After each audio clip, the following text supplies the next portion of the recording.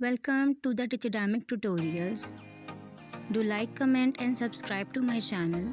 आज के टॉपिक में हम डिस्कस करेंगे गैस्ट्रोएसोफेजियल रिफ्लेक्स डिजीज़ को। तो इसका जो पहला पार्ट है गैस्ट्रो, इसका मतलब है स्टमक। सेकंड पार्ट है एसोफेजियल, जिसका मतलब है एसोफेगस। और थर्ड पार्ट है रिफ्लेक्स, जिसका मतलब होता है किसी भी चीज़ का बैकवर्ड फ्लो करना। तीनों चीज़ें मिलकर बना देती हैं गैस्ट्रोएसोफेजियल रिफ्लेक्स डिजीज़, जिसको गर्ड भी कहते हैं।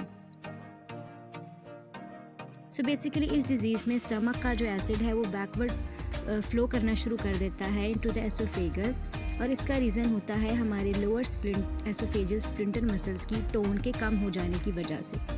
नेक्स्ट हम इसकी बेसिक और डिटेल पैथोलॉजी पढ़ेंगे कि रिफ्लेक्स क्यों होता है।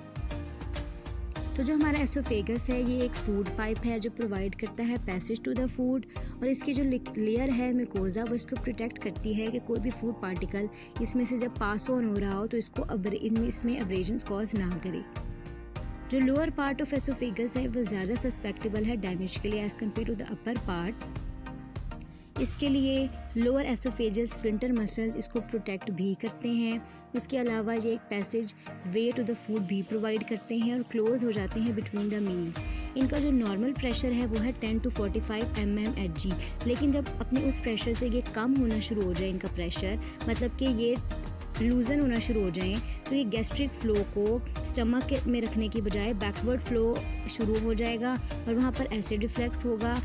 आफ्टर मील्स कुछ हद तक एसिड रिफ्लेक्स नॉर्मल है, लेकिन जब ये प्रसिस्ट कर जाए लॉन्गर देन द नॉर्मल तो ये वहाँ पर लोकल इन्फ्लेमेशन कॉज करेगा। इसका मतलब ये ईसोफेजाइटिस कॉज करेगा, जिसको हम इन्फ्लेमेशन ऑफ द एसोफेगस भी कहते हैं।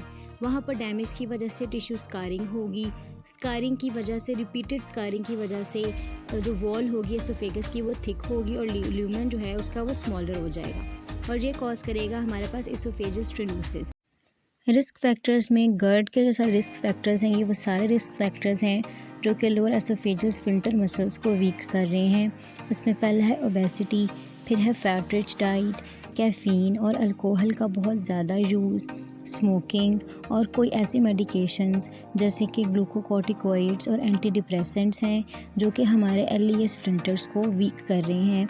सिम्टम्स में जो क्रॉनिक और मोस्ट कॉमन सिम्टम है गर्ड का वो है हमारे पास पायरोसिस, जो कि हार्ट बर्न कहलाता है।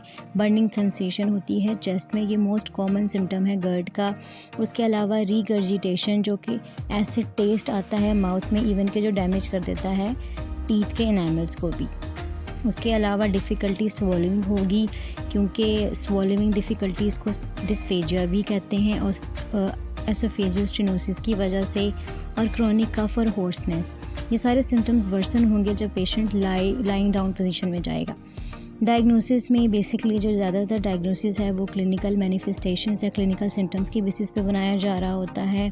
इन सारों में सबसे ज़्यादा जो एक्यूरेट टूल है गर्ड को डायग्नोस करने के लिए वो है 24 आवर पीएच मॉनिटरिंग टेस्ट। उसके अलावा एक्सरे विद बेरियम कंट्रास्ट भी किया जाता है, जो कि गर्ड की कॉम्प्लिकेशंस को चेक करने के लिए कराया जाता है। एग्जाम्पल अल्सर और स्टेनोसिस। एंडोस्कोपीज़ और बायोस्कोपीज़ भी कराई जाती हैं।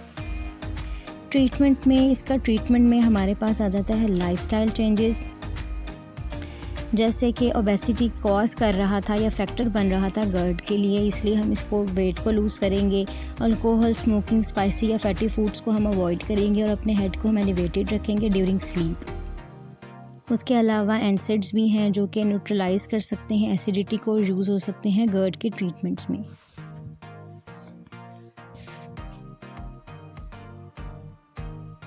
उसके अलावा प्रोटोन पंप इनहिबिटर्स, जिसको हम पीपीआईज भी कहते हैं, और ये हमारे पास HCl की प्रोडक्शन को डिक्रीज़ करने में यूज़फुल हैं।